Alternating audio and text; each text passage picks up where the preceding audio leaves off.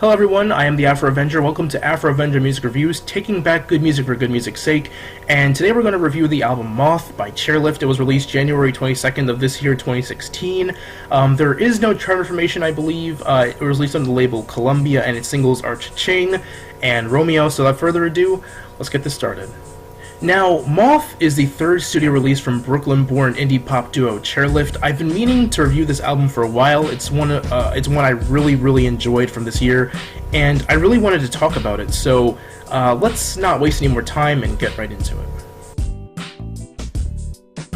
For the most part, this album is kinda indie popish. You've got your synthesizers going, drum machines keeping rhythm, and some experimental sound effects and noises thrown here and there. Every now and then, the sound goes for more of a synth pop or electro pop style, and from there, blends other little elements from various genres of music.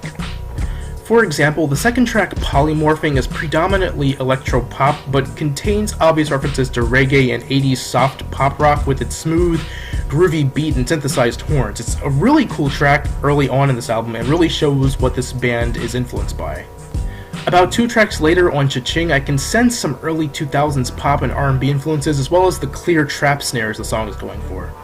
None of the tracks I would really say are heavy in any sense. Most of the tracks are just really groovy and smooth, like Crying in Public. Ambient influences all over this one. Of course, this is an indie pop record, and almost all of the instruments are synthesized, so you might be disappointed if you're looking for an album with heavy guitars and blasting drums.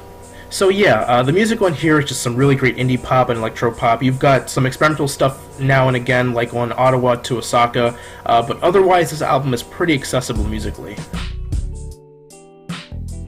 A lot of this album deals with themes of change, and kind of a spiritual release. The latter kind of comes from the intro track Look Up, which more or less is talking about being lifted up to heaven, or just being lifted from a difficult situation, or life in general. Change is probably the most prevalent theme on this album, however, and it's different forms of changes throughout life. For example, Polymorphing is about how one goes through a certain kind of change when falling in love with someone, while Cha-Ching kind of deals with the feeling of getting lucky and something in your life changes because of it, and you just go along with it. Many fans and listeners have suggested that Polymorphing is actually about drug use, but the band has since shot this idea down. Even the track Crying in Public, again, deals with changes regarding love. Specifically, one of the members, Caroline Polachek's personal experiences and how her life has changed since falling in love with her future husband. Now, why exactly is this album called Moth? Seems kind of weird. Well, that title probably comes from the track Moth to the Flame. Simply put, this track is about how we sometimes become so attracted to someone, like a moth to a flame, even if being attracted to them is a bad idea. As Caroline put it, moths have a relentlessness and a perseverance. People can be this way too with other people. This is meant to be the center point of the album, bringing us back to change. I suppose it's meant to be that same thing regarding how being in love can change people, and that theme goes on throughout much of the album. Overall, I very much enjoyed this album. It had some fantastic, diverse music, a very relatable theme, and it isn't long at all.